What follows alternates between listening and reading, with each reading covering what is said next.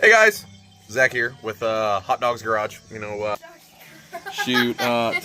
we're going to start working on removing this radiator because it's got a leak. Like I said, it's going to be a lot of jump cuts again so that you guys don't get bored following me around the entire time. But pretty much it's going to be fan blade, shroud, brackets, hopefully be able to tilt that AC condenser up, pull the radiator out. I'll take you guys through each step as I do, obviously. So other than that, just we'll get right to that and we'll get back to it. Alright guys, drain plug right here, 9/16. I drained it. I didn't have much going in there because there's a real bad radiator leak. So I just wanted to drain that to let you guys know. That's it right there. Right now we're pulling the bottom nuts to the fan shroud, and that'll be it. Alright guys, next we're going to pop off bracket. There's 3 bolts here. They're 1/2 inch.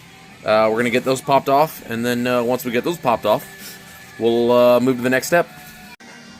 Alright, after these 2 brackets are removed, the 1/2 inch bolts, 1/2 inch wrench right down here. We'll get you removing that fan. Just kind of move it around. You guys will get the gist. There's 4 bolts. Bam, bam. Right there. We're going to remove those and then get back at it. Alright guys, so in removing the radiator, I thought it'd be a lot easier than what it was. Apparently I was wrong. After some further investigation, you've got, excuse me, there's a bolt there, there's a bolt there. Those tie into there and down there. See that? On the bottom here, I've got a bolt that I just cracked loose. That one right there. And we'll find a second one for you guys. That one right there. And then we do 2 more on that side. And this whole core support should just move up. It'll move up. We'll be able to pull that radiator out. No issue. Alright, so we're at the next step here. Once you get those bolts cracked loose, everything actually moves really nice and easy. Just pull that up. That'll pull out. The radiator shroud should come all the way around that. Once now that that's moved up, I'll be able to kind of get everything maneuvered around here. So I'll get back to it when I get it out. Alright guys, that is one fan shroud removed. That was almost a crash out. The fan shroud is right there. Other than that, everything appears to be going pretty good, except for, I don't know if that piece was broke before we started yanking on her, but she's out of there. Alright, so we pulled the lower hose. That right there, I'm pretty sure it's how they were cut from the factory, because I had an 81, and it was the exact same locations that they look cracked and broke like that. These cars weren't assembled very good from the factory, but, hey, it is what it is. So, what we're going to do is this radiator's loose. I'm going to have my young apprentice here. He's going to grab one side, I'm going to grab the other. Out we come. I might actually make the executive decision to stick electric fans in these cars, because no matter if you run mechanical or electric, anytime I've ever dealt with these cars, they always run right around 210. It's unless you're running a big old fat, $1,000 radiator, we ain't doing that around here. So yeah, that's where we're sitting at. So I will get back to you when we get to the next step. All right, guys. So this is what we're sitting at right now. I can't do anything until tomorrow. The new radiator will be here. So we've got the radiator out. I don't know if someone's tried to mess with this thing in the past, but that is gouged bad.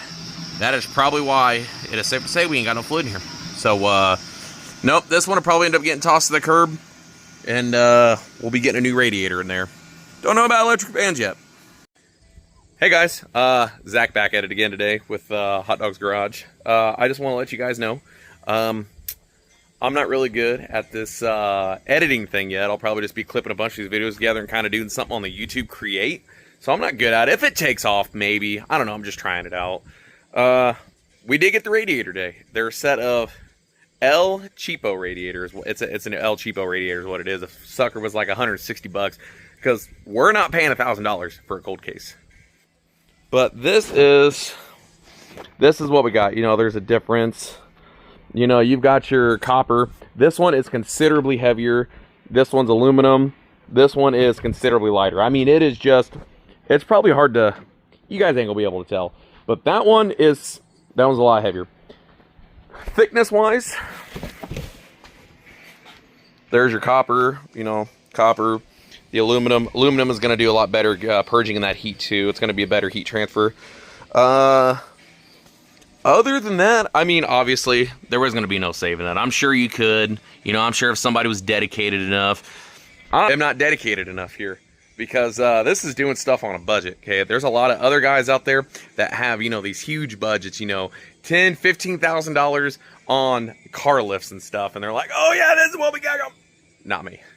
Not me. This is literally, if this channel takes off, everything is literally going to be done right there in that garage. Because, yeah, dog, we're hot rodding on a budget. All right, guys, now that we got the radiator in, sorry, I got a little ahead of myself. So, that was a fight. We're not going to end up running that cap. That was a fight. Shroud, radiator went in. We stuck the side bolts back in. There's still bolts on the bottom that need tightened up, but we're not worried about those quite yet.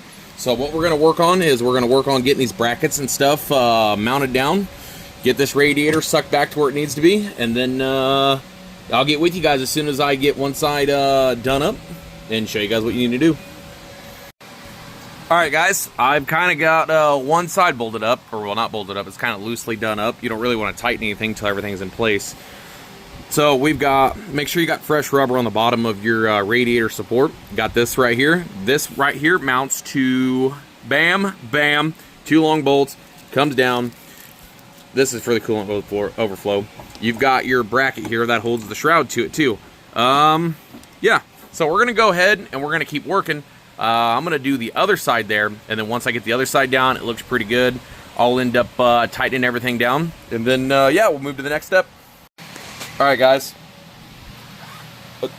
radiator caps right there. We ain't worried about that one. That one's a junk ass one anyways. We're gonna get a safety cap. Get that bolted down. Get that bolted down. There's 2 bolts on the bottom of the core we still got to tighten up. Next we're going to be installing the fan on it. I'll actually get into bleeding the system with you. And I just want to say, I know it's kind of awkward. Everything may not be straightforward. It's my first time kind of doing this. We're trying it out. I don't know. Like I said, I'm just a dude in the garage, just chilling, showing you guys how I do things. Showing you guys how I do things. It may be different from somebody else. There's not one correct way to hot rod. You can do however you want. This has worked for me. This has worked for me. Like I said, if people start locking this kind of stuff and, you know, it gets steady to upload, we may be doing more and more in-depth stuff. Something where I don't have to hold my phone, because I'm not going to go out, buy a GoPro.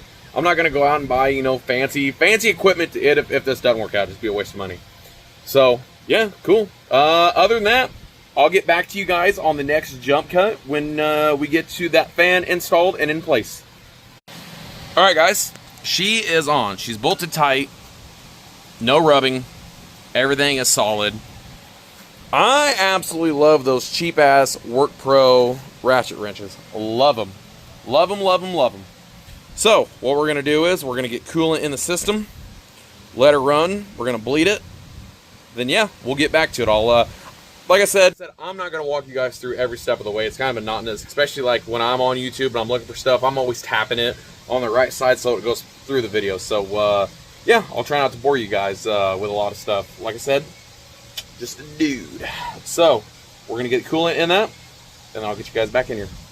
Alright guys, and just like that, that's pretty much it. It's, I didn't go over it because it's pretty simple. You just pour the antifreeze in it, you pour the antifreeze in it, let the bubbles come to the top, and then you put the lid on. That's it. I mean, you just kind of let it bleed. So, everything's all good in the hood here. Everything very responsive. I'll go over timing too in a different video, how to do it by ear, now to actually do it with a timing gun. So, yeah guys, thanks for watching.